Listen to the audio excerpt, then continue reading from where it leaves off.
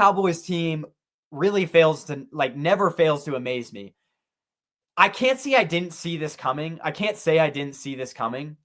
Because they signed Dak to a $60 million per year contract. They signed CD to a 35, I believe it was, a year contract. So already those two players are taking up like 40% of your cap. Now you've got to sign Micah Parsons to like a $40 million contract. That's the market. What was it? Nick Bosa's 34. I believe I would have to look up TJ Watt's contract. I didn't really do as much research as I should have on that one, but somewhere between that $35 to $40 million range is where they'd have to sign him to. And then it's like between the Dak contract, which increasingly is starting to look more and more terrible because they signed him to a $60 million deal. That reset the market. He's a pretty decent quarterback, but he can't stay healthy. And then, let's say you sign Micah Parsons like $38-40 million. You now have Dak at $60 million. I don't know exactly like how those contracts are structured. Maybe Dak's is backloaded. I'd have to look. But even still, you have Dak on a $60 million deal, CD on a 35. Then you've got Micah Parsons on a 40.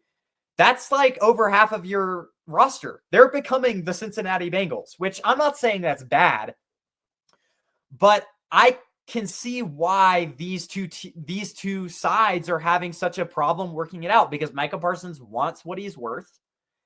And the Cowboys are saying, shit, we kind of set ourselves up terribly for this contract. Now, do I think they're going to give it to him? Probably, because I don't think you let a player like Micah Parsons walk. But it's making yourself look terrible as an organization. Why would you do this? And so the Niners were in this similar position for the last few years. Luckily, they got the Brock Purdy extension done pretty fast.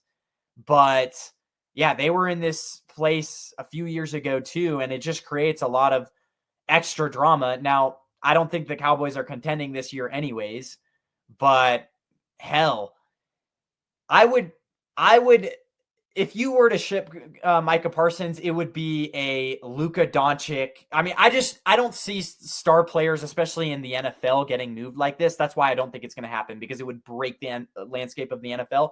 But if he were to go, what would be his asking price? It would be 2 first round. I mean, would it be 2 first round picks in a player or something like that? Like, you'd have to give up a freaking haul. Not only that, but you'd also have to pay him. So do teams even want Micah Parsons at this point? Because like I said, you'd have to give up a haul of picks, probably 2 first round picks.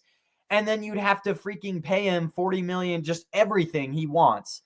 So Micah Parsons really has the leverage here, because it's like, you either pay me or I'll have a team probably wanting to give up something for me. Here's a wild trade that I just thought of now. The Bengals trade Trey Hendrickson to the Cowboys, right? For Micah Parsons. I don't know. You'd probably have to give like Trey Hendrickson and something else for Micah Parsons, but that would be wild. Now, both guys are kind of looking for a similar paycheck, so I don't know why you would do that, but that would be freaking wild. Let's see. I don't know who would actually, contending teams that you would actually that Micah Parsons would get traded to. Let's just quickly look this up.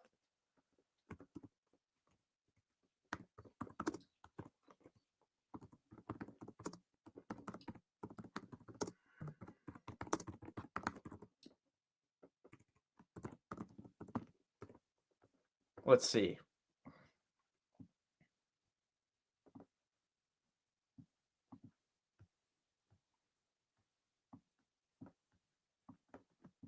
I mean, we were just talking about the Commanders, and that would kind of make sense because they do not have that good defensive line. I mean, they got better with Von Miller, but imagine Von Miller and Micah Parsons on the same team. You could do Terry McLaurin for Micah Parsons and probably send over some picks with Terry McLaurin. I just don't know how you let a young guy like this walk. Bears are one. Yeah. They traded for Khalil Mack. You know their front office is ready for that. Ryan Poles, yeah. That would be an aggressive move, but that would be a move that would make the Bears automatically a top 5 team in the NFC. Bills, yeah, that's a really good one. Although I don't know if they would have the cap space to sign him long term. So I think they're kind of out. Somebody would have to take a paycheck there or pay cut there. Cleveland Browns are always one, but who wants to go to that shithole? Tampa is a decent contender, maybe. Honestly, if I'd have to say, I'd say Bears are up there. Like they traded for Ryan Poles, their GM, known to be an aggressive GM. And that would automatically probably put them up there with top 4 teams in the NFC. I don't think they'd win it, but hell, that would make them a contender for sure. Commanders are always one. They're looking to move off Terry McLaurin. I don't know if the Cowboys would actually do that, but maybe that's one.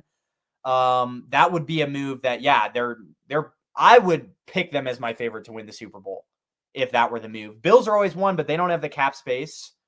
So I'd say right now, top 3, Commanders, Buccaneers, and Bears.